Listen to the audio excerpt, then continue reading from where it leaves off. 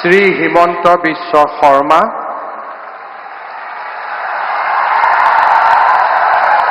ঈশ্বৰৰ নামত শপত লওঁ যে বিধিৰ দ্বাৰা স্থাপিত ভাৰতৰ সংবিধানৰ প্ৰতি মই প্ৰকৃত বিশ্বাস আৰু আনুগত্য পোষণ কৰিম।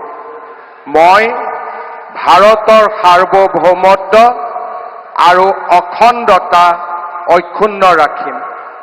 মই অসমৰ মুখ্যমন্ত্ৰী হিচাপে মোৰ কৰ্তব্য বিশ্বস্ততাৰে আৰু শুদ্ধ অন্তঃকৰণেৰে সম্পাদন কৰিম আৰু মই ভয় বা পক্ষপাত, অনুৰাগ বা বিদ্বেষ নোহোৱাকৈ সংবিধান আৰু আইন অনুসাৰে সকলো শ্ৰেণীৰ লোকৰ প্ৰতি ন্যায় আচৰণ কৰিম।